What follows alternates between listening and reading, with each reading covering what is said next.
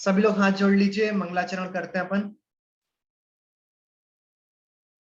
नमो अरिहंताणं, नमो सिद्धाणं, नमो आयरियाणं, नमो वज्रायाणं, नमो लोय सवसाहूणम्। मंगलम भगवान वीरो, मंगलम गौतमो गणी, मंगलम कुंद कुंदाद्यो, जैन धर्मोस्तु मंगलम। सर्व मंगल मांगल्यम, सर्व कल्याण कारकम, प्रधानम सर्व धर्माणाम, जैनम जयतु शासनम, जैनम जयतु शासनम, जैनम जयतु शासनम। जीवमजीवम दव्वम, जिणवर वसहेण जीर्ण रे देठम, देविंद विंद वंदम, वंदे तम सर्वदा सिरसा। हाँ जी, अपन सभी लोगों का स्वाध्याय द्रव्य संग्रह जी महान ग्रंथ पर चल रहा है, जिसके तृतीय मोक्ष मार्ग अधिकार पर अपनी चर्चा चल रही है। और निश्चय और व्यवहार मोक्ष मार्ग का वर्णन प्रथम अंतर अधिकार 39 से लेकर 46 गाथा तक आचार्य देव ने किया। अब 47 से लेकर 57 नंबर की गाथा कहिए, वहां तक आचार्य देव ध्यान, ध्याता, ध्येय और ध्यान फल का वर्णन कर रहे हैं। ठीक है, लास्ट क्लास में हम सभी लोगों ने ये सब अपन पढ़ चुके हैं। ठीक है, लास्ट क्लास में अपन ने 47 नंबर की गाथा पढ़ी थी, ध्यान करने का उपदेश, जिसमें आचार्य देव ने ध्यान का उपदेश तो दिया ही दिया, साथ ही साथ हमने उसमें ध्यान के जो प्रकार हुआ करते हैं, आर्त ध्यान, रौद्र ध्यान, धर्म ध्यान, शुक्ल ध्यान, उनको अच्छे से भेदपूर्वक समझा था। शुक्ल ध्यान पर हमने पूरी क्लास भी दी थी, तो मुझे उम्मीद है शुक्ल ध्यान के सभी भेदों को, उनके नाम, उनके स्वरूप, उनके गुणस्थान आदि आप सभी लोगों को अच्छे से क्लियर हो गए होंगे। अच्छा, दूसरी बात ये, पिछली क्लास में जो जो भी होमवर्क करके नहीं आए थे, मतलब जो तत्वार्थ सूत्र का आप लोगों को पढ़ने के लिए दिया था, क्या इस क्लास में वो लोग कुछ पढ़ के आए हैं कि नहीं पढ़ के आए? अच्छा, मुझे तो पहली बात वो लोग दिख ही नहीं रहे जो पिछली क्लास में पढ़ के नहीं आए थे। चलिए, कोई बात नहीं, ठीक है। चलो, मैं अज्यूम कर लेता हूं कि सभी लोगों ने वो विषय पढ़ लिया होगा, तत्वार्थ सूत्र जी का, जिसमें ध्यान का प्रकरण आया है। बहुत ही, मतलब वो बहुत ही अच्छा विषय है, पढ़ने लायक है। आज हमें क्या क्या पढ़ना है? आज हमें 3 गाथाएं पढ़नी है। 48 नंबर की गाथा पढ़नी है, जिसमें ध्याता का लक्षण आएगा। 49 नंबर की गाथा, जिसमें पदस्थ ध्यान का स्वरूप आएगा, मंत्र आदि की बात आएगी थोड़ी सी। और 50 नंबर की गाथा पढ़नी है, जिसमें अरहंत परमेष्ठी का स्वरूप आएगा। ठीक है, बहुत ही इजी सा विषय है। जो 48 और 49 नंबर की गाथा बहुत ही सरल है। 50 नंबर की गाथा भी सरल है, लेकिन उसकी टीका में थोड़ा न्याय का अच्छा विषय आया है, जिसको अपन थोड़ा सा विस्तार से लेंगे और आप लोगों को समझाने की मैं कोशिश करूंगा। तो आज अपन को 3 गाथाएं पढ़नी है, जल्दी से अपन लोग स्टार्ट करते हैं। ये अपन लोग पिछली क्लास में पढ़ चुके हैं, इसलिए इस पर टिक लगा दिया है। 48 नंबर की गाथा आज अपन लोगों को पढ़नी है सबसे पहले, जिसमें ध्याता का स्वरूप आएगा। गाथा पाठ करते हैं, फिर गाथा का अर्थ समझते हैं। मामुज्झय मारज्जः, मादुस्सह इट्ठिणिट्ठ अथेषु, थिरमिच्छः जयि चित्तम्, विचित्त झाणप सिद्धिये। क्या कह रहे हैं इस गाथा में? इस गाथा का अर्थ समझने के लिए अपन एक काम करते हैं, इसकी दूसरी लाइन से अर्थ समझने का स्टार्ट करते हैं। पहला शब्द कहा थिर मिच्छय, मतलब थिर और मिच्छय, यदि स्थिर होने का, थिर स्थिर होने की इच्छा रखते हो तो। ठीक है, स्थिर होने की इच्छा रखते हो। जय चित्तम, किसको स्थिर करना चाहते हो? कि चित्तम, चित्त को यदि स्थिर करना चाहते हो। और क्या करना चाहते हो? कि विचित्र, विचित्र नाना प्रकार का विचित्र, झाणप मतलब ध्यान, सिद्धिये, सिद्धि करना चाहते हो? क्या तुम अपने चित्त को स्थिर करना चाहते हो? और क्या तुम नाना प्रकार के विचित्र विचित्र ध्यान की सिद्धि करना चाहते हो? तो क्या करो? तो पहले लाइन में उसका उत्तर दिया कि मां मुज्जय मां रज्जय मां दुस्सह, मतलब ना मोह करो, ना राग करो, ना द्वेष करो। ठीक है, मां मुज्ज, मां रज्ज, मां दुस्सह। मां मतलब नहीं, तो ना मोह करो, ना राग करो, ना द्वेष करो। किसमें? कि इट्ठ मतलब इष्ट, अनिष्ठ मतलब अनिष्ट, अर्थेषु पदार्थों में, इष्ट और अनिष्ट पदार्थों में।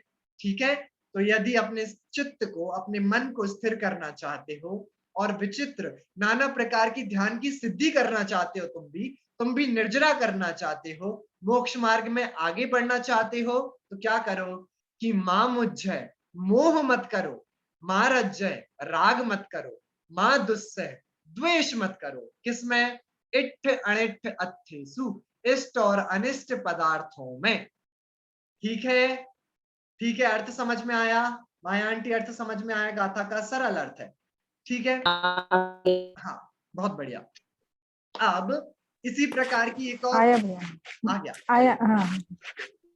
चलिए, इसी प्रकार की एक और गाथा आएगी 56 नंबर, 56 नंबर की गाथा, परम ध्यान का स्वरूप उसमें बताएंगे, और उसमें भी इसी प्रकार की थोड़ी सी बात है। आप लोगों ने कहीं कहीं पर गाथा सुनी भी होगी, जिसमें स्टार्टिंग में आता है माँ चिट्ठय माँ झंपय, है ना, कि कुछ भी चिंतवन मत करो, कुछ भी विचार मत करो, माँ चिट्ठय माँ झंपय।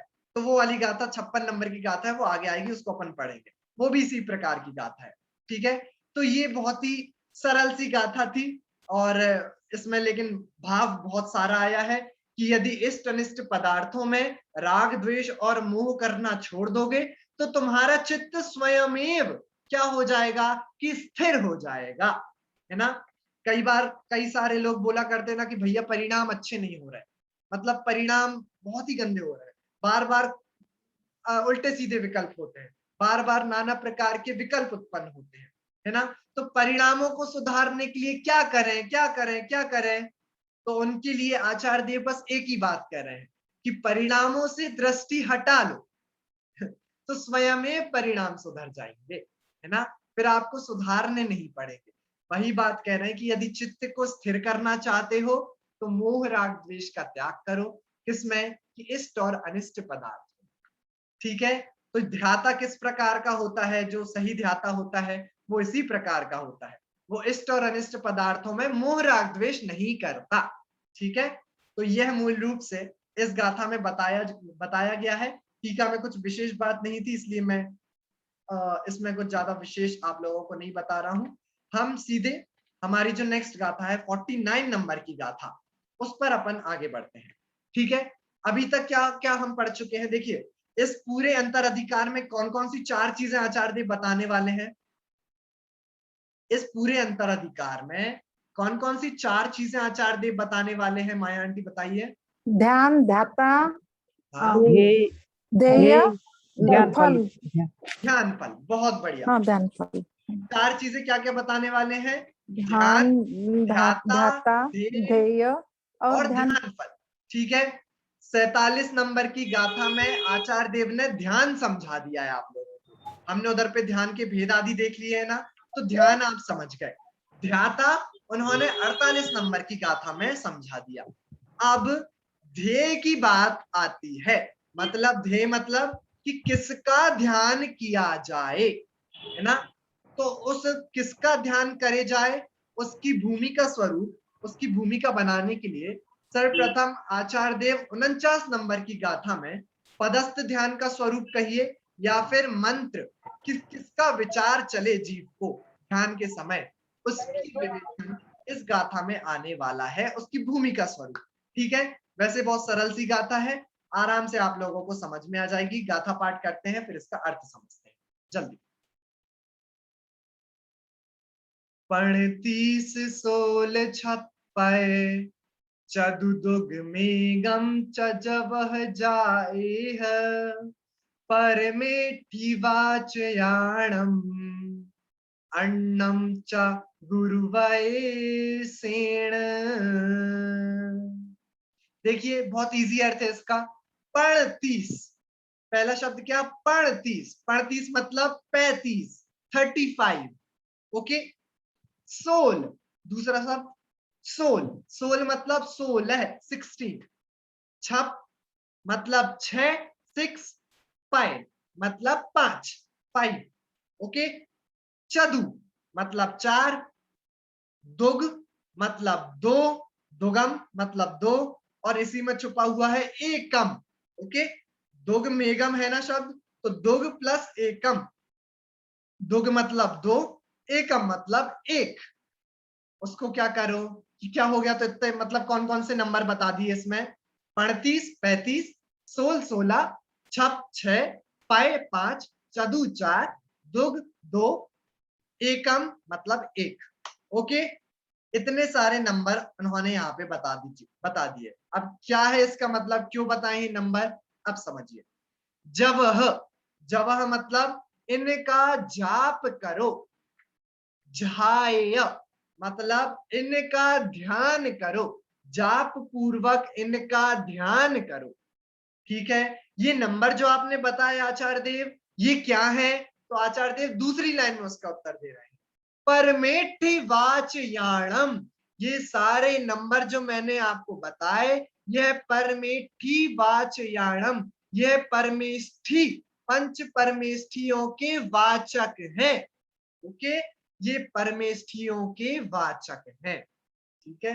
अन्नम, और भी अन्य, जो अन्य मंत्रादि होते हैं उनका भी आप उच्चारण कर सकते हो। चा और गुरुवयसेण, गुरु के उपदेश द्वारा, मतलब गुरु ने कोई मंत्र आदि बताए हो तो आप ध्यान में उनका भी विचार, चिंतन, मनन, जाप आदि कर सकते हो। ठीक है। तो किस किस का हम ध्यान कर सकते हैं वो बता रहे हैं, सुनिए।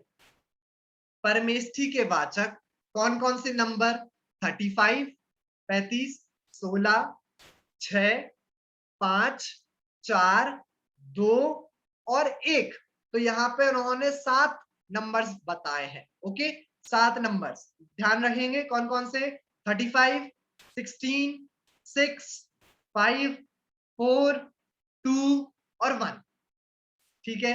ये कैसे परमेष्ठियों को डिनोट करेंगे हम अभी समझने वाले हैं, पर गाथा का अर्थ पहले समझ लीजिए। ये जो नंबर हमने आपको 7 नंबर्स बताए, ये परमेष्ठी के वाचक हैं, इनका जाप करो, इनका ध्यान करो। ओके। ये कह रहे हैं। और क्या कह रहे हैं, हाँ, यदि गुरु उपदेश के द्वारा तुम्हें और कोई मंत्रादि बता रहे हैं तो तुम उनका भी ध्यान कर सकते हो। ठीक है। अब यहाँ पर पदस्थ ध्यान कहा, तो ये धर्म ध्यान के आप लोगों को पता होंगे, जो धर्म ध्यान के हमने आज्ञा विचय आदि भेद पढ़े थे, उसके अलावा भी धर्म ध्यान के 4 भेद आते हैं। कौन बताएगा, हैंड रेस करके, हैंड रेस करके। आज्ञा विचय, पाय विचय आदि के अलावा भी धर्म ध्यान के 4 भेद आते हैं, कौन बताएगा।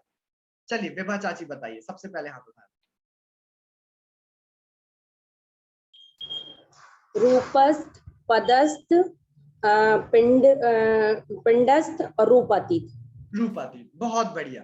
कौन कौन से धर्म ध्यान के 4 भेद आते हैं, पदस्थ, पिंडस्थ, रूपस्थ और रूपातीत। ठीक है। अब इनकी डेफिनेशंस क्या है उसके विस्तार में मैं नहीं जा रहा, लेकिन आप इतना समझ सकते हैं कि पिंडस्थ, पदस्थ, रूपस्थ, ये 3 ध्यान किसके होते हैं, कि अरहंत परमेष्ठी के मुख्य रूप से होते हैं। मतलब होते छदमस्त जीव को है। छदमस्त जीव विचार किसका करता है इनमें, कि अरहंत परमेष्ठी का करता है। और रूपातीत किसका होगा ध्यान, बताइए। रूपातीत ध्यान किसका होगा, रूपातीत कौन है, सिद्ध भगवान। सिद्ध बहुत भगवान। बढ़िया, बहुत बढ़िया, बहुत बढ़िया। तो रूपातीत कौन है, कि सिद्ध भगवान है। तो रूपातीत धर्म ध्यान में मुख्य रूप से सिद्ध भगवान का चिंतन चला करता है। ठीक है। इनके विस्तार में मैं नहीं जा रहा। अपन इस गाथा के में जो नंबर्स आए हैं उनको समझने की कोशिश करते हैं। वैसे 35 तो आप लोग समझ गए होंगे। 35 परमेष्ठी का वाचक कैसे है, बाल बोध की क्लास है क्या ये, बाल बोध में पढ़ाया जाता है। नमोकार मंत्र। हाँ, 35 नमोकार अक्षर। मंत्र में कितने अक्षर हैं, 35 35 अक्षर हैं। 35 तो क्लियर है कि 35 अक्षर नमोकार मंत्र में हुआ करते हैं, तो 35 इस प्रकार से परमेष्ठी का वाचक है। ओके, चलिए मैंने आप लोगों के लिए सब कुछ लिख दिया है वैसे स्लाइड्स में। देखिए णमोकार मंत्र के जो 35 अक्षर है ना, वह 35 हो गया आपका। और इसको जो 35 के 35 आपने सारे के सारे णमोकार मंत्र के पदों को आपने वहां पर ध्यान कर लिया, चिंतन कर लिया। इसलिए ये जो 35 अक्षर हैं इनको सर्व पद कहा जाता है। क्या कहा जाता है? सर्व पद कहा जाता है। ठीक है, क्योंकि इसमें पांचों के पांचों पद गर्भित हो गए इन 35 अक्षरों में। ओके, अच्छा ये काउंट कैसे करा जाता है? तो इसमें काउंटिंग में आपको दूसरे वाले में बता देता हूं। 16 अक्षर कैसे हो गए कि अरहंत सिद्ध आर्य ओवज्झाय साहू। ठीक है, इसमें 16 अक्षर हो गए। इनको काउंट कैसे करते हैं कि यहाँ पर जो जो आधे आधे अक्षर आ रहे हैं ना, उनको काउंट नहीं किया जाता। तो आ, रा, हा, ता 4, सा और दा 2, टोटल हो गए 6। आ, ई, रा, या 4, तो हो गए टोटल 10। ओके, उ, वा, झा, या कितने हो गए? 14। सा और हा तो हो गए टोटल 16। समझ में आया? समझ में आया क्या ये कैसे काउंटिंग करी? इजी है, ठीक है, बहुत इजी है। तो इस प्रकार जब आप अरिहंत सिद्ध आर्य ओवज्झाय साहू इन 16 अक्षर पूर्वक ध्यान करते हैं, उसको नाम पद द्वारा अक्षर करना कहा जाता है। क्या कहा जाता है? जब आपने 35 के पूरे णमोकार मंत्र के पदों तो अक्षरों द्वारा आपने ध्यान किया, उसको सर्व पद कहा उन्होंने। लेकिन यहाँ पर आपने पूरा णमोकार मंत्र नहीं लिया, आपने सिर्फ पंच परमेष्ठियों के नाम नाम नाम नाम लिए, इसलिए उसको क्या कहा जाता है? नाम पद कहा जाता है। Okay, clear? भाई समझ में आ रहा है तो थम्स अप दिखाइए जल्दी से, आगे बढ़े। इजी है, बहुत इजी विषय है ना। चलिए अब 6 कैसे कि अरहंत और सिद्ध, इनके नंबर, इनके अक्षरों को काउंट कर लीजिए। आ, रा, हा, ता 4 और सा और दा 6, तो कुल मिला के 6 अक्षर। तो इसमें भी अरहंतों के और सिद्धों के मात्र नाम लिए गए हैं, इसलिए इसको भी नाम पद कहा जाता है। ओके ओके, अब 5 कैसे? 5 भी इजी है। आ, सी, आ, उ, सा। ठीक है, पांचों परमेष्ठियों के आगे आगे वाले अक्षर। तो ऐसे 5 अक्षरों को से अब जब आप ध्यान करोगे तो इसको 5 अक्षर आप ग्रहण करोगे, और आपने हर नाम के आगे आगे आगे वाले अक्षरों को ग्रहण किया ना, इसलिए इसको कहा जाता है आदि पद। आदि मतलब स्टार्टिंग, है ना? आदि मतलब स्टार्टिंग ना, तो आपने हर परमेष्ठी के नाम में से पहला पहला अक्षर उठा लिया, आगे आगे वाला अक्षर उठा लिया, इसलिए इसको कहा जाता है आदि पद। ठीक है, फिर सिद्ध, 2 अक्षर में क्या आ गया भाई? सिद्ध। ठीक है, तो सिद्ध में सा और दा 2 ही शब्द है, इसलिए यह भी नाम पद, क्योंकि आपने सिद्ध भगवान का नाम लेकर ध्यान किया, और 2 अक्षर मात्र है तो सिद्ध में 2। अब एक अक्षर में किस प्रकार से आ जाता है परमेष्ठी, पांचों परमेष्ठी? हाँ, कौन सा अक्षर है वह? कौन सा अक्षर है वह? ओम। ओम। वेरी गुड, वेरी गुड, ओम। ये तो सबको ही पता है। ओम, ओम शब्द में पांचों परमेष्ठी गर्भित हो जाते हैं। लेकिन यह ओम शब्द बना कैसे, ये किस किस को पता है? ओम शब्द बना कैसे, ये किस किस को पता है? अभिलाषा चाची पता है क्या? पता तो है लेकिन बहुत अच्छे से नहीं। ऐसे अरिहंत का आ लेते हैं। हाँ, हाँ, फिर अरिहंत। सिद्ध का सा ले लेंगे तो ओम कैसे बनेगा? नहीं, अशरीरी सिद्ध का। बहुत बढ़िया, बहुत बढ़िया, पता है मतलब हाँ। आप लोग कुछ कुछ कुछ। चलिए सही है, बढ़िया बढ़िया। तो एक काम करता हूं, मैंने आप लोगों के लिए स्लाइड बना रखी है, उससे आपको आसानी से समझ आ जाएगा। देखिए, एक अक्षर वाले में द्रव्य संग्रह जी में दोनों बोला, या फिर तो आप ओम का ध्यान करिए जिसमें पांचों परमेष्ठी आ जाते हैं, ठीक है ना? और या फिर आप सिर्फ आ पद का भी ध्यान करिए, जो कि अरहंत भगवान का सूचक है। ओके ओके, जो कि सिर्फ अरहंत भगवान का सूचक है। लेकिन हम यहाँ पर ओम शब्द की समझते हैं कि ओम शब्द में कैसे पांचों परमेष्ठी गर्भित हो जाते हैं। ठीक है, ये देखिए, जब आप ओम शब्द बनाएंगे तो आप सिद्ध नहीं लेंगे, आप लेंगे अशरीरी। ठीक है, सिद्ध भगवान का दूसरा नाम अशरीरी भी है, तो सिद्ध को अशरीरी भी कह सकते हैं। तो अरहंत, अशरीरी, आचार्य, उपाध्याय और साधु की जगह ले लीजिए मुनि। ठीक है, साधु की जगह ले लीजिए क्या, कि मुनि। ठीक है, अब जब आप देखेंगे इन पांचों के पांचों पदों के, पांचों के पांचों शब्दों के पहले पहले अक्षर को आप उठाइए। ठीक है, पहले पहले अक्षरों को उठाएंगे, उनको अपन एक जगह पे रख देते हैं। एक जगह पे रख देंगे तो क्या क्या आ गया हमारे पास, आ, छोटा आ, मतलब दो छोटे आ, एक बड़ा आ, एक उ और एक मा। ठीक है, ये पांच अक्षर हमारे पास आ गए। अब यदि मैं थोड़ी सी संधि करूं, तो यदि आ प्लस बड़ा आ करेंगे तो क्या मिलेगा, आ प्लस बड़ा आ करेंगे तो क्या मिलेगा, बड़ा आ ही मिलेगा। ओके, बड़ा आ ही मिलेगा। ठीक है, उसमें आ ऐसा बड़ा वाला आ लंबा खींच के नहीं हो जाएगा, उसमें एक ही बड़ा आ हो जाएगा। ठीक है, ये कुछ संधि के नियम है संस्कृत। ठीक है, तो आ प्लस आ क्या हो जाएगा, कि बड़ा आ हो जाएगा। ठीक है, चलिए मैंने इनको ऐड कर दिया, आ प्लस आ एक बड़ा आ बन गया।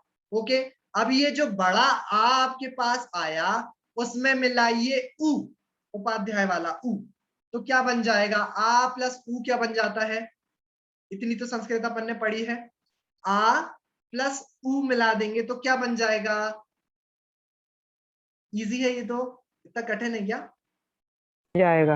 ओ क्या ओम बनेगा, ओम आएगा ओम। ओ बन जाएगा ओ। हाँ बिमलेश आंटी बताइए क्या बनेगा, ओ बनेगा भैया जी। ओ बनेगा, बहुत बढ़िया। ठीक है, तो आ, बड़ा आ प्लस उ मिला दो तो बन जाता है ओ। ठीक है, चलिए, और आपका माँ है ही, तो ओ में जब आप माँ ऐड कर दोगे तो टोटल क्या बन गया, कि ओम बन गया। ठीक है, जिसको आप ओम कहते हैं, जो आप हर जगह लिखा करते हैं, शुभ जो हमारा एक चिन्ह माना जाता है, यह ओम पंच परमेष्ठियों का वाचक है।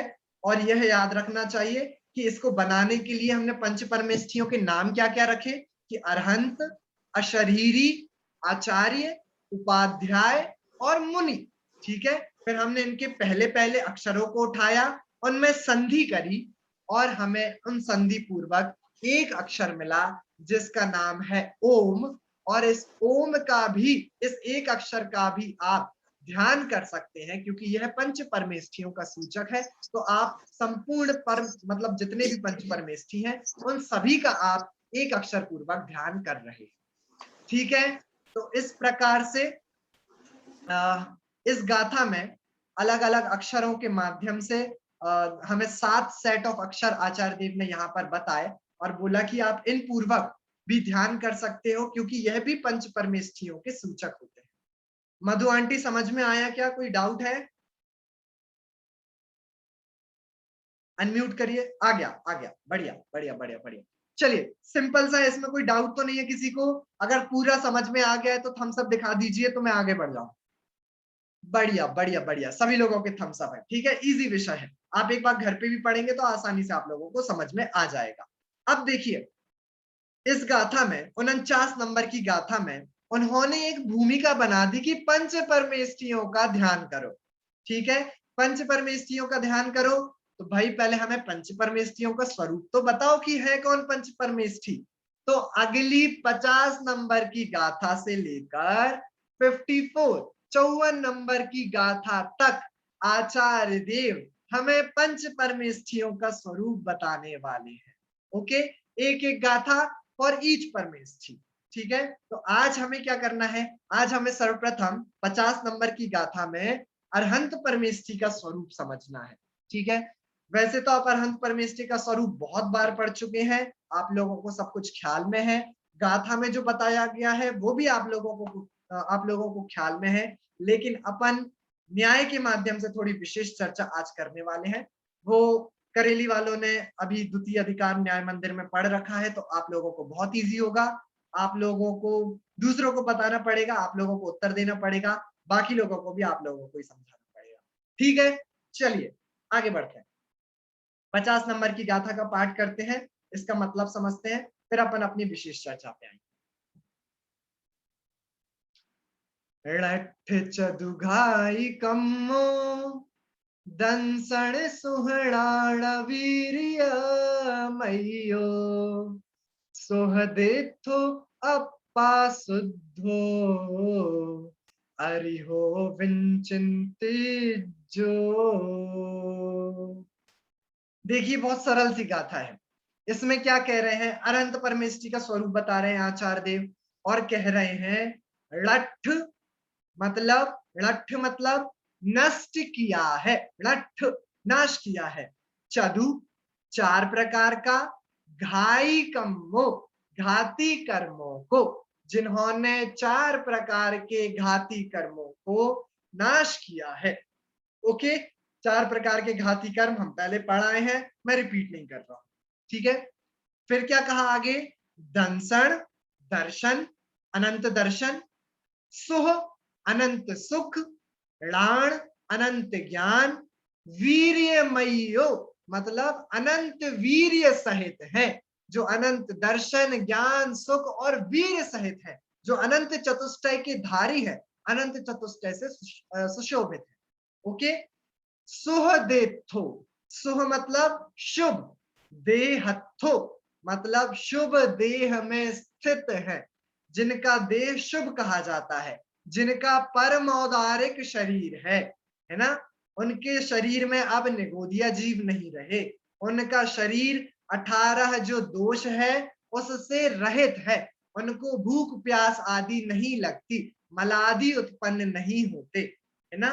तो ऐसा सुह देह, ऐसा शुभ देह में जो स्थित है, अप्पा आत्मा, शुद्धो शुद्ध, अरिहो विचिंतिज्जो जिनका आत्मा शुद्ध है, ऐसे अरहंत परमात्मा, अरिहो अरहंत परमात्मा का क्या करो कि विचिंतिज्जो उनका ध्यान करो, वह ध्यान योग्य है। ऐसे ही अरहंत परमेष्ठी ध्यान योग्य है। ठीक है, ठीक है, क्या क्या लक्षण बताए यहाँ पर अरहंत परमेष्ठी के, एक तो ये कि वो चारों घाती कर्मों से रहित है, दूसरा ये अनंत चतुष्टय के धारी है, तीसरा ये उनका देह शुभ देह है, देह शुभ देह में वो स्थित है, परमोदारिक उनका शरीर है, 18 दोषों से रहित है, अप्पा शुद्धो जिनका आत्मा शुद्ध हो गया है, ऐसे अरिहो अरहंत परमेष्ठी कैसे हैं, विचिंतिज्जो ध्यान करने के योग्य है, ऐसे अरहंत परमेष्ठी का आप ध्यान कीजिए। ठीक है, समझ आया पूरा मतलब, इजी है, इजी विषय है। चलिए, सरल विषय था इसलिए इसमें ज्यादा विस्तार मैं आप लोगों के लिए नहीं कर रहा। हमें क्या समझना है इस गाथा में विशेष रूप से, वो ये है कि जब आप इसकी टीका पढ़ेंगे तो आचार्य देव ने इस गाथा की टीका में सर्वज्ञता की सिद्धि इस टॉपिक पर बहुत अच्छा विषय लिखा हुआ है। किस टॉपिक पर, सर्वज्ञता की सिद्धि, कि सर्वज्ञ भगवान है, ऐसे कुछ मत है वो नहीं मानते। जैसे कौन सा मत है ऐसा जो नहीं मानता कि सर्वज्ञ है, कि भट्ट मत है, एक है चारवाक मत, आप लोगों ने नाम सुना होगा, चारवाक मत है ना। चारवाक मत ऐसा मानता है कि कोई सर्वज्ञ वगैरह नहीं होते, कोई स्वर्ग नरक नहीं होते, कोई पूर्व भाव आगामी भाव कुछ नहीं होता, जो है सो सामने दिख रहा है, मजे करो मौज करो बढ़िया, जो है सो अभी है। ऐसा कौन सा मत मानता है, चारवाक मत ऐसा मानता है। ठीक है, तो वो कह रहा है कि कोई सर्वज्ञ वगैरह तो होते ही नहीं है, ये सब फालतू की बातें हैं, है ना, जीवों को भयभीत करने की बातें हैं, ऐसा वो कह रहा है। तो उसको बताने के लिए, उसको समझाने के लिए कि नहीं सर्वज्ञ हुआ करते हैं, ठीक है, तो उसको समझाने के लिए आचार्य देव सर्वज्ञता की सिद्धि कर रहे हैं। ठीक है। और क्या कह रहे हैं उसको, ये वाला विषय आपने बहुत बार स्वाध्याय वगैरह में सुना होगा, तो इसको मैं शॉर्टली लूंगा, लेकिन हम और तरीके से कैसे सर्वज्ञता की सिद्धि कर सकते हैं वो मैं थोड़ा सा आप लोगों को समझाऊंगा। टीका में जो आया है वो समझिए। जब चार्वाक मती ने ऐसा प्रश्न उठाया, एक मिनट मैं इसको गायब कर देता हूं पहले। हाँ जी, हाँ, जब चार्वाक मती ने ऐसा प्रश्न उठाया कि कोई सर्वज्ञ नहीं होते, ठीक है, कोई सर्वज्ञ नहीं होते, तो आचार्य देव ने उससे बोला, एक बात हमें तुम बताओ, क्या तुम ऐसा मानते हो कि इस काल में और इस क्षेत्र में सर्वज्ञ नहीं होते, या फिर तीनों कालों में और तीनों ही लोकों में ही सर्वज्ञ नहीं होते, कहीं भी सर्वज्ञ नहीं होते, तुम कैसा मानते हो? तो उस चार्वाक मती ने थोड़ा विचार किया और फिर बोला कि हम इस क्षेत्र में और इस काल में सर्वज्ञ नहीं होते ऐसा मानते हैं। तो आचार्य देव ने बोला, अरे इस काल में और इस क्षेत्र में सर्वज्ञ होना तो हम भी नहीं मानते, ठीक है, क्योंकि पंचम काल है और वो इस क्षेत्र में और इस काल में तो वैसे भी सर्वज्ञ नहीं होते, तो ऐसा तो हम भी मानते हैं। लेकिन यदि तुम ऐसा कहोगे कि किसी भी काल में और किसी भी क्षेत्र में सर्वज्ञ नहीं होते, तो एक बात बताओ, क्या तुम सब कुछ देखकर, सारे क्षेत्रों को देखकर और सर्वकालों को जानकर ये बात कह रहे हो कि सर्वज्ञ नहीं होते, कि बिना देखे बिना सोचे ही ऐसी बातें कर रहे हो, बिना सर पैर की बातें? बताइए। तो चार्वाकपति ने बोला कि नहीं, मैंने देखा तो नहीं है, लेकिन मैं ऐसे ही बोल रहा हूँ। तो भैया तुम्हारी बात की फिर तो कोई अहमियत ही नहीं है, तुम बिना देखे कैसी बात कर रहे हो, है ना? तो फिर तो तुम्हारी कोई बात की अहमियत नहीं है। लेकिन यदि चार्वाकमती ऐसा कहता है कि अरे हमने तो सारे क्षेत्रों को देख लिया, हमने तो सर्व कालों को देख लिया कि कोई सर्वज्ञ वगैरह नहीं होते, तो आचार्य देव कह रहे हैं फिर तो तुम ही सर्वज्ञ हो गए। क्यों? क्योंकि जो सर्व देशों को देखे, जो सर्व कालों को जाने, उसी को तो हम सर्वज्ञ मानते हैं। और यदि तुमने सर्व कालों को देख लिया, सर्व क्षेत्रों को देख लिया, तो तुम ही सर्वज्ञ हो गए। समझ आया? समझ आया? इस प्रकार से लॉजिक से आचार्य देवों ने सर्वज्ञता की सिद्धि, बहुत बार आप लोगों ने स्वाध्याय वगैरह में सुनी होगी, इस तरीके से सर्वज्ञता की सिद्धि करी। विमलेश आंटी समझ आया? बढ़िया बढ़िया, ठीक है। लास्ट जो लाइन था वो पंच लाइन था, वापस बोलो। द वेरी एक्सप्लेन कि तुमने सर्व को देखा, नहीं सही तो। हाँ, देखिए, यदि चार्वाकमती ऐसा कहता है कि हमने सर्व क्षेत्र देख लिए, हमने सर्व काल देख लिया, हमने सब कुछ देख लिया, कहीं पर भी हमें सर्वज्ञ दिखाई नहीं देते, तो आचार्य देव उससे कहेंगे कि भैया फिर तो तुम ही सर्वज्ञ हो गए ना। क्यों? क्योंकि जो सर्व देशों को देख ले, जो सर्व कालों को जान ले, उसी को तो हम सर्वज्ञ कहा करते हैं, ठीक है। तो फिर तुम ही सर्वज्ञ हो गए, और तुम सर्वज्ञ हो गए तो हो गए हमारी सर्वज्ञता की सिद्धि की हमारे सर्वज्ञ हुआ करते हैं। देखिए कितना गजब का लॉजिक है ना आचार्य देवों का। इस प्रकार से सर्वज्ञता की सिद्धि एक तरीके से आचार्य देवों ने करी, ठीक है। और किस प्रकार से सर्वज्ञता की सिद्धि होती है, अब वो अपन लोग समझते हैं। शायद वो आप लोगों ने अन्यथा अभी कहीं नहीं ना पढ़ा हो, जिन्होंने न्याय का विषय पढ़ा होगा शायद उन लोगों ने कहीं कहीं पढ़ा हो, ठीक है। देखिए स्क्रीन दिख रही है आप लोगों को? हाँ, करेली वालों को थोड़ी यादें ताजा हो रही होंगी, है ना। देखिए सामान्य तरीके से सर्वज्ञता की सिद्धि आप किस प्रकार से कर सकते हैं उसको समझिए। उसको सर्वज्ञता पे जाएं उसके पहले हमें एक नियम समझना पड़ेगा। क्या नियम है वो समझिए। देखिए जो स्क्रीन पर आपको ये हाथ पकड़े हुए, जो अपने पोते का, जो अपने ग्रैंड चाइल्ड का हाथ पकड़े हुए दादाजी दिख रहे हैं, मान लीजिए वो मेरे दादाजी हैं और वो मेरा हाथ थामे हुए हैं, ठीक है। मेरा हाथ थामे हुए मेरे दादाजी हैं।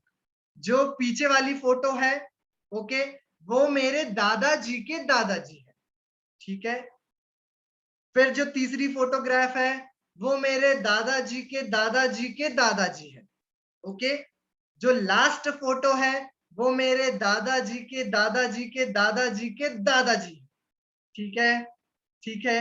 अब यदि अब यदि कोई मुझसे ये बोले अनितेश एक बात बताओ, तुमने अपने पर दादाजी को तो कभी देखा ही नहीं, फिर तुम्हें कैसे पता कि वो जिंदा थे, वो अस्तित्व में थे? तुम ये बताओ तुम्हें कैसे पता चला?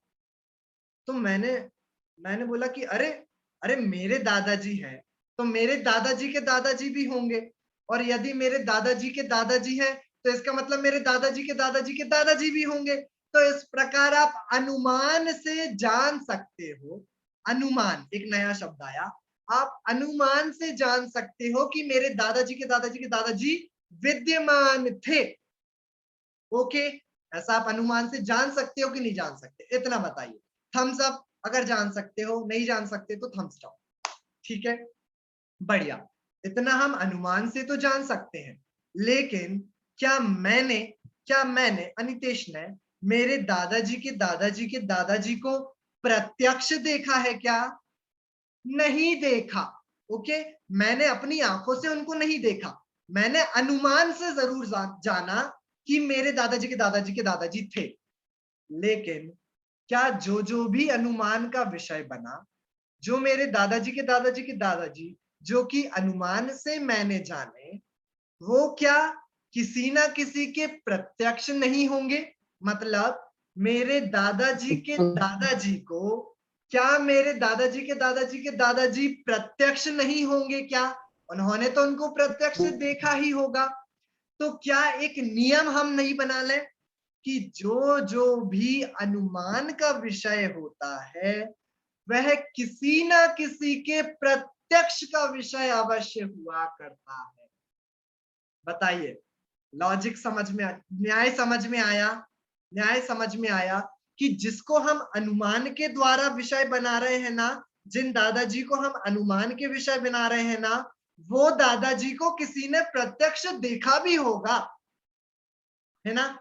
तो जो भी अनुमान का विषय होता है वह किसी ना किसी के प्रत्यक्ष का विषय अवश्य हुआ करता है। तो इससे सर्वज्ञता की सिद्धि कैसे हो रही है भैया, ये तो बताओ।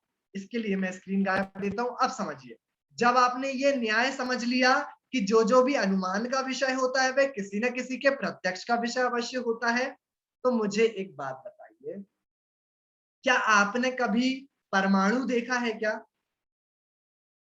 परमाणु जो सबसे छोटा नहीं देखा। नहीं देखा। अच्छा, जिसने नहीं बोला, जिसने नहीं बोला, उन लोगों ने परमाणु देखा है क्या? बोलिए हाँ ना, कुछ मुंडी हिला दीजिए, मैं समझ जाऊंगा। अनुमान से। एक मिनट, हाँ आ रहा हूँ मैं उस पर। ठीक है, नहीं देखा हमने। चलिए, अच्छा दूसरी बात, क्या आपने सुमेरु पर्वत देखा है क्या? वो भी नहीं देखा। अरे सुमेरु पर्वत भी नहीं देखा, फोटो नहीं एक्चुअल की बात कर रहा हूं, वो भी नहीं देखा। चलिए ठीक है। अच्छा, राम आदि को तो आपने देखा ही होगा, राम रावण आदि जो महापुरुष हुए उनको तो देखा ही होगा आप लोगों ने, उनको भी नहीं देखा। तो आपको कैसे पता वो एग्जिस्ट करते हैं? आप लोगों को कैसे पता कि वो एग्जिस्ट करते हैं? अनुमान से। बहुत बढ़िया अरविंद अंकल, हमने अनुमान से जाना कि यह सभी चीज एग्जिस्ट करते हैं। परमाणु की सिद्धि आप अनुमान से कैसे करोगे? एक कागज का टुकड़ा लीजिए, उसके टुकड़े टुकड़े टुकड़े टुकड़े करते जाइए करते जाइए करते जाइए, ठीक है? एक पॉइंट आ जाएगा जब आप फर्दर उसका टुकड़ा नहीं कर पाओगे, वो क्या है? वही तो परमाणु है। ठीक है, तो यह आपने अनुमान से जान लिया। ठीक है, अब आपने तो अनुमान से जान लिया, लेकिन जो भी अनुमान का विषय हुआ करता है वह किसका भी विषय होता है? किसी ना किसी के प्रत्यक्ष का भी विषय हुआ करता है। और उन वस्तुओं को जिनको हमने, छद्मस्त जीवों ने अनुमान से जाना, उनको प्रत्यक्ष जानने वाला कौन है? कि सर्वज्ञ भगवान है, केवल ज्ञानी भगवान है। इस प्रकार से सर्वज्ञता की सिद्धि आचार्य देवों ने अनुमान और प्रत्यक्ष प्रमाण के माध्यम से करी। समझ आया? समझ में आया? मैं इतनी ज्यादा टर्मिनोलॉजीज में नहीं गया कि अनुमान क्या है, प्रत्यक्ष क्या है, लेकिन आप लोगों को उसका भाव भाषण है, ठीक है, तो इसलिए मैं उसमें अब ज्यादा नहीं जा रहा। ठीक है, समझ आया किस प्रकार से सर्वज्ञता की सिद्धि करी आचार्य देवों ने, कि वह जो परमाणु है जिसको सूक्ष्म पदार्थ कहा जाता है, वह जो राम रावण आदि है जो काल से दूर है, उनको क्या कहा जाता है? करेली वाले बताइए, कौन से पदार्थ कहा जाता है? विभा चाची। अंतरित। अंतरित, बहुत अंतरित। बढ़िया। और अभिलाषा चाची, एक और पदार्थ कौन सा? सुमेरु पर्वत आदि जो क्षेत्र से दूर है। मैं बताऊं क्या? हाँ यानी बताइए। दूरवर्ती। दूरवर्ती पदार्थ, दूरवर्ती पदार्थ, बहुत बढ़िया। तो जो परमाणु आदि जो आंखों से दिखाई नहीं देते उनको कहते हैं सूक्ष्म पदार्थ। जो राम रावण आदि है जो काल से दूर है, काल की वजह से दूर है, उनको कहा जाता है अंतरित, अंतरित पदार्थ। और जो क्षेत्र से दूर है, जैसे सुमेरु पर्वत, मानुषोत्तर पर्वत, नंदीश्वर द्वीप, ये क्षेत्र से दूर है ना हमसे, इनको कहा जाता है दूरवर्ती पदार्थ। इनको हम छद्मस्त जीव अनुमान के माध्यम से जान रहे हैं, लेकिन हमने अभी अभी एक नियम पढ़ा कि जो भी अनुमान का विषय हुआ करता है वह किसी ना किसी के प्रत्यक्ष का विषय अवश्य होता है, ठीक है। और वो प्रत्यक्ष जानने वाला कौन है? कि केवली भगवान है ना। यदि कोई प्रत्यक्ष जानने वाला ना हो तो क्या होगा कि हम फिर अनुमान भी कैसे कर पाएंगे, यदि कोई प्रत्यक्ष जानने वाला नहीं होगा, ठीक है। तो इस प्रकार लॉजिकली आचार्य देवों ने बहुत सुंदर तरीके से सर्वज्ञता की सिद्धि करी। ये हो गया दूसरे प्रकार से जो उन्होंने सर्वज्ञता की सिद्धि करी। हम एक और तरीके से सर्वज्ञता की सिद्धि समझने वाले हैं।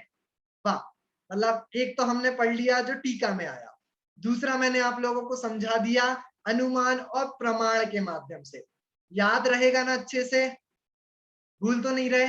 वर्षा आंटी नहीं भूल रहे, वेरी गुड। और माया आंटी भूल तो नहीं रहे? नहीं भूल रहे, वेरी गुड। कल्पना जी समझ आ रहा है? Okay, very good. आगे बढ़ रहा हूं मैं तीसरे प्रकार से। हाँ सुनीता दादी बोलिए। प्रमाण में ये दूरवर्ती क्षेत्र वगैरह जो आया ये आ गया, प्रमाण में क्या आया? नहीं, प्रमाण मतलब प्रत्यक्ष प्रमाण और अनुमान प्रमाण। अच्छा, सर्वज्ञ में प्रत्यक्ष प्रमाण आ गया, सर्वज्ञ ने देखा तो सर्वज्ञ ने जो देखा वो हाँ, उन्होंने प्रमाण में प्रत्यक्ष आया। देखा, बराबर, उन्होंने प्रत्यक्ष देखा, हमने अनुमान के माध्यम से जाना, राइट। चलिए अब मैं तीसरे प्रकार से सर्वज्ञता की सिद्धि किस प्रकार से होगी वह हम समझने की कोशिश करते हैं। उसको समझने के लिए भी हमें पहले एक हेतु समझना पड़ेगा। जो हेतु किसने समझाया हमें वह हेतु स्वामी समंत भद्र आचार्य ने समझाया। किसने? समंत भद्र आचार्य ने समझाया। कहाँ पे समझाया? जो समंत भद्र आचार्य ने कौन सा सूत्र लिखा है, कौन सा स्तोत्र लिखा है? देवागम स्तोत्र। देवागम स्तोत्र, वेरी गुड। देवागम स्तोत्र जिसका नाम आत्ममीमांसा है, उस स्तोत्र में आचार्य देव ने एक हेतु दिया जिसका नाम है, करेली वाली बताइए, करेली वाली पार्टी बताइए जल्दी, क्या है हेतु का नाम जो कि उन्होंने देवागम स्तोत्र में बताया है? अतिशायन न्याय। क्या क्या क्या संगीता चाची फिर से? अतिशायन न्याय। अतिशायन हेतु, very good, very very good. Screen पे दिखा देता हूं आप लोग। गजब, करेली वाले मतलब पूरा याद है, अच्छी बात।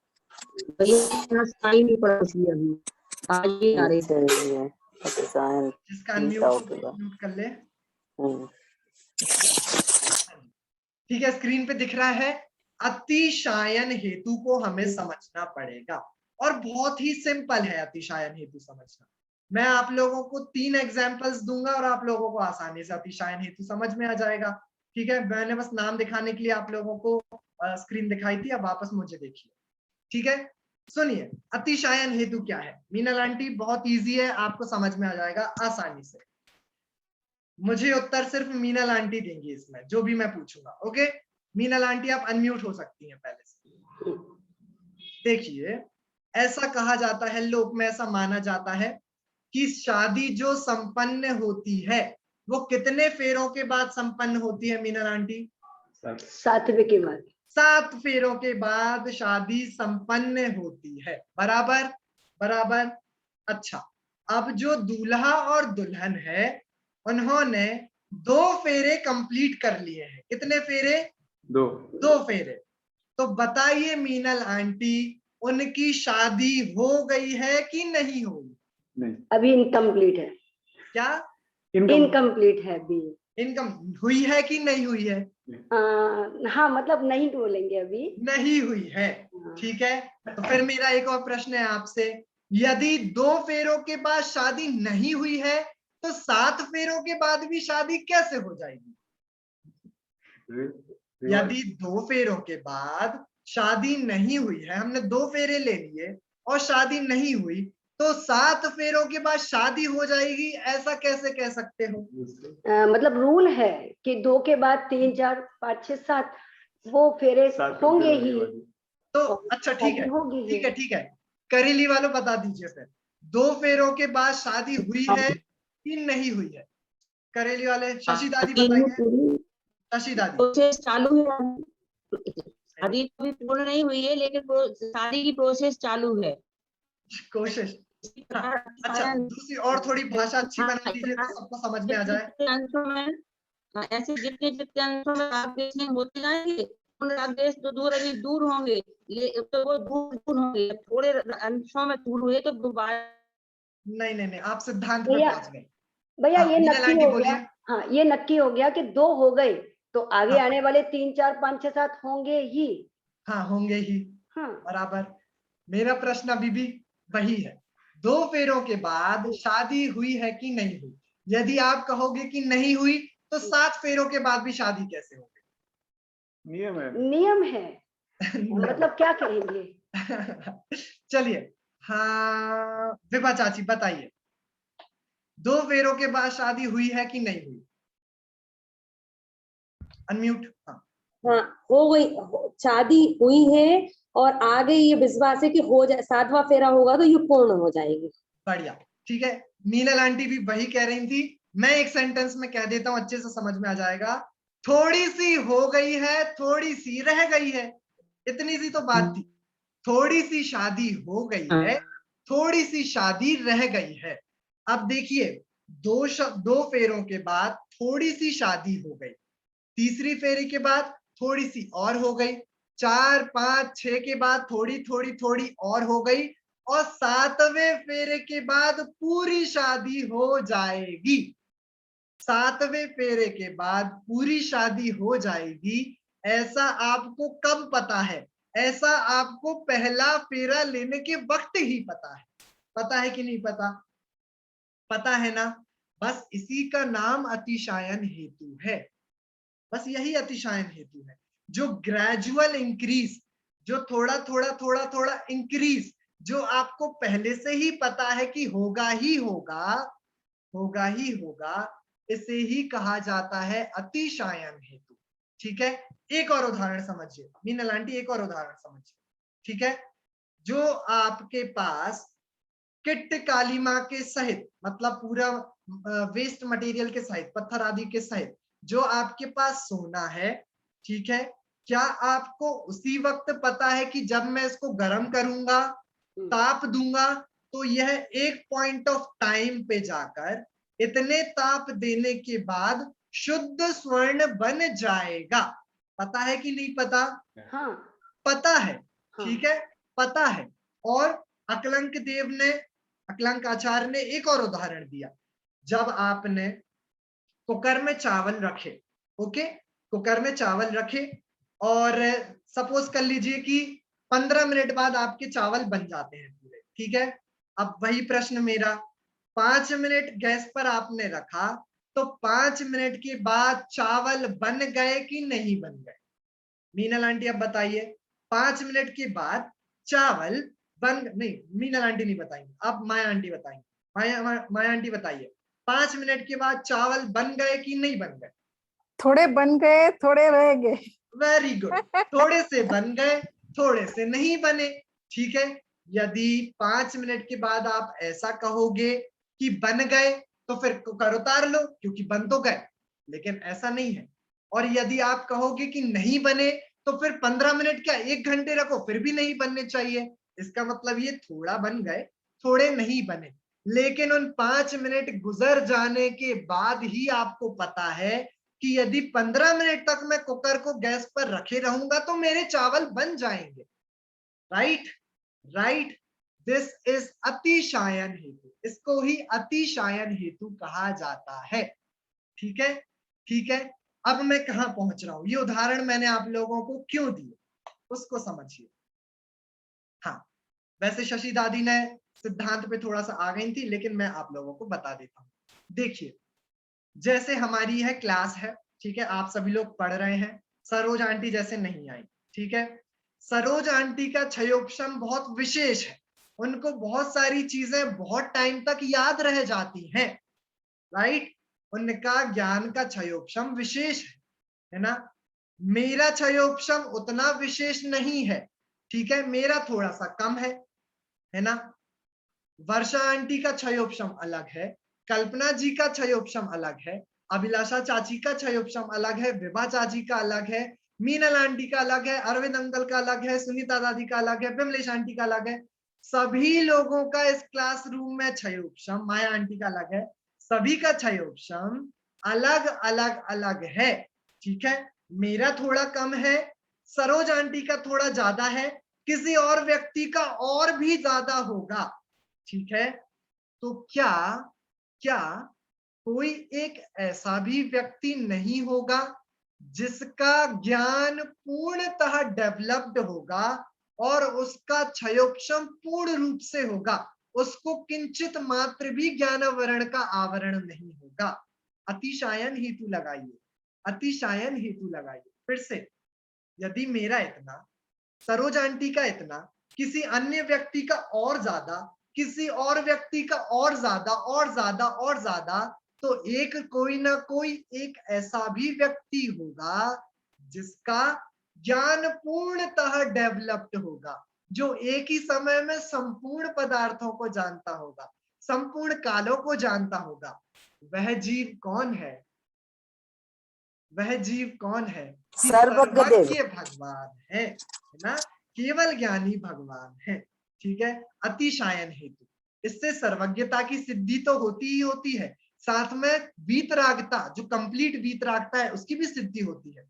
जैसे मुझे थोड़े ज्यादा राग आदि है, मीनल आंटी को मुझसे कम राग आदि है ना, कल्पना जी को हो सकता है और कम राग आदि हो, किसी अन्य जीव को और भी कम राग आदि हो, किसी और व्रती जीव को बहुत ही मंद कषाय हो और भी कम राग आदि हो। तो क्या कोई ना कोई एक ऐसा भी व्यक्ति नहीं होगा जिसको किंचित मात्र भी राग द्वेष नहीं होते होंगे, है ना, जिसको संपूर्ण पदार्थों में एक रूप वीतरागता होती होगी, वर्तती होगी। क्या ऐसा भी अतिशायन हेतु से लगाए एक जीव नहीं होता होगा? वह पूर्ण वीतरागी कौन है? केवल ज्ञानी कौन है? सर्वज्ञ भगवान है, केवल ज्ञानी भगवान है। इस प्रकार से अतिशायन हेतु के माध्यम से हम केवल ज्ञानी और वीतरागी दोनों की ही सिद्धि इस हेतु के माध्यम से कर सकते हैं। और न्याय के ग्रंथों को पढ़िए, इतने लॉजिकली, इतने सुंदर तरीके से, अति सुंदर तरीके से आचार्य देवों ने ग्रंथों में सिद्धि करी है। तो संपूर्ण ये पठनीय विषय है। और इस प्रकार 3 रूप से आज अपन ने सर्वज्ञता की सिद्धि समझी है ना। समय अपना थोड़ा सा ज्यादा हो गया है, लेकिन मैं बस नाम लेकर आप लोगों को बता देता हूं, आप लोगों को ख्याल में आ जाना चाहिए। पहले सर्वज्ञता की सिद्धि हमने कैसे समझी कि जो वो चारवाक मती वाले ने प्रश्न उठाया कि कहीं पे सर्वज्ञ नहीं होते, कि इस काल में या फिर इस क्षेत्र में सर्वज्ञ नहीं होते, उस प्रकार से तो हमने उसी में सर्वज्ञता की सिद्धि करके सर्वज्ञ को सिद्ध कर दिया। ठीक है, पहला तरीका ये। दूसरा, दादाजी के दादाजी के दादाजी, इससे याद रख लीजिए। ठीक है, तो क्या क्या न्याय था उधर पे कि जो जो भी अनुमान का विषय हुआ करता है वह किसी न किसी के प्रत्यक्ष का विषय भी होगा। ठीक है, ठीक है। तो इस प्रकार जो सूक्ष्म, अंतरित और दूरवर्ती पदार्थ हैं जिनको छद्मस्त नहीं जान सकता, वो किसके प्रत्यक्ष है? कि वह केवली भगवान के ही प्रत्यक्ष हैं, किसी सर्वज्ञ के ही प्रत्यक्ष हो सकते हैं। इस प्रकार दूसरे प्रकार से हमने सर्वज्ञता की सिद्धि समझी। और तीसरा अतिशायन हेतु, है ना। अतिशायन हेतु में हमने कौन कौन से 3 एग्जांपल्स देखे, एक शादी वाला, एक चावल वाला और एक सोना और किट्ट कालिमा वाला। सोने को जैसे जैसे ताप देते जाओगे शुद्धता बढ़ती जाएगी। तो उससे हमने क्या समझा कि जैसे थोड़ा थोड़ा ज्ञान हमें बढ़ता हुआ दिखता है तो कोई एक पूर्ण ज्ञानी भी होगा। जैसे हमें तरह तरह के लोगों में राग आदि घटता हुआ दिखता है तो कोई ऐसा जीव भी होगा जिसको कंप्लीटली राग द्वेष का अभाव होगा। तो वह सर्वज्ञ और वीतरागी केवल ज्ञानी भगवान ही है। इस प्रकार से हमने 3 रूप से आज सर्वज्ञता की सिद्धि को समझा। आप लोगों को अच्छे से समझ आ गया होगा। यदि कोई क्वेश्चन होता है तो फिर से पूछिएगा, फोन करिएगा, ग्रुप पे क्वेश्चंस करिएगा, ठीक है।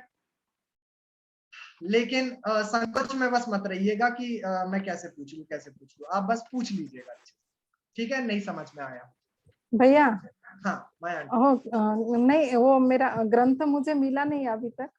अच्छा, वो एक बार मैं दिखवाता हूँ। हाँ, किसी वो लोगों पे डिस्पैच वर्धा में आया था तो वापस भेज दिया उन्होंने। हाँ, मुझे याद है पोस्ट ऑफिस। हाँ, तो मेरे मेरा जो एड्रेस है तो जी। हाँ, मीनल आंटी कुछ बोल रहे हैं। हाँ भैया, एक मिनट ये बताइए, आपने कहा कि सुमेरु पर्वत देखा है क्या? तो हाँ। जब हम जब भी पहले देवगति में गए होंगे तो ऐसा सुना है कि सम्यक दृष्टि देव तो अपना एक क्षण में जाके दर्शन करते। बराबर। तो उनके पीछे पीछे हम भी मिथ्या मार्ग में चलते हुए गए हैं तो देखे कि वो सब कुछ होंगे। तो नहीं, तब तो आपने देखा है, मैं समझ गया। लेकिन ये वाली बात इस वाले भव की चल रही है, अभी की बात चल रही है, वर्तमान की, ठीक है। तो अभी तो हम मात्र शास्त्र आदि के माध्यम से, अनुमान के माध्यम से उसको जानते हैं ना, तो वैसी बात, ठीक है, अभी की बात है। चलिए जिनवाणी स्तुति करते हैं अपन, हाथ जोड़ लीजिए सभी लोग। साची तो गंगा यह वीतरागवाणी, अविच्छिन्न धारा निज धर्म की कहानी। जामे अति विमल अगाध ज्ञान पानी, जहाँ नहीं संशयादि पंख की निशानी। साची तो गंगा यह वीतरागवाणी, अविच्छिन्न धारा निज धर्म की कहानी। सप्त भंग जह तरंग उछलत सुखदानी, संत चित मराल वृंद रमे नित्य ज्ञानी। साची तो गंगा यह वीतरागवाणी, अविच्छिन्न धारा निज धर्म की कहानी। जाकी अवगाहनत शुद्ध होए प्राणी, भाग चंद निहचय घट माहिया प्रमानी। साची तो गंगा यह वीतरागवाणी, अविच्छिन्न धारा निज धर्म की कहानी। नौबाड़ा मुकार मंत्र। नमो अरिहंताणम, नमो सिद्धाणम, नमो हरियाणम, नमो वज्राणम, नमो लोहे सब साहुणम। नमो अरिहंताणम, नमो सिद्धाणम, नमो हरियाणम, नमो वज्राणम, नमो लोहे सब साहुणम। नमो अरिहंताणम, नमो सिद्धाणम, नमो हरियाणम, नमो वज्राणम, नमो लोहे सब साहुणम। नमो अरिहंताणम, नमो सिद्धाणम, नमो हरियाणम, नमो वज्राणम, नमो लोहे सब साहुणम। नमो अरिहंताणम, नमो सिद्धाणम, नमो हरियाणम, नमो वज्राणम, नमो लोहे सब साहुणम। नमो अरिहंताणम, नमो सिद्धाणम, नमो हरियाणम, नमो वज्राणम, नमो लोहे सब साहुणम। नमो अरिहंताणम, नमो सिद्धाणम, नमो हरियाणम, नमो वज्राणम, नमो लोहे सब साहुणम। नमो अरिहंताणम, नमो सिद्धाणम, नमो हरियाणम, नमो वज्राणम, नमो लोहे सब साहुणम। नमो अरिहंताणम, नमो सिद्धाणम, नमो हरियाणम, नमो वज्राणम, नमो लोहे सब साहुणम। बोले अंतर मुद्रावंत सर्व जिनेन्द्र भगवंतों की जय हो। नित्य बोधनी माँ जिनवाणी माता की जय हो। अहिंसामय जैन धर्म की जय हो। सर्व वीतरागी संतों की जय हो। सर एक क्वेश्चन था, एक 2 मिनट। हाँ वो हमारे लास्ट टाइम के शुक्ल ध्यान में वो विचार का जो था बी कैपिटल है,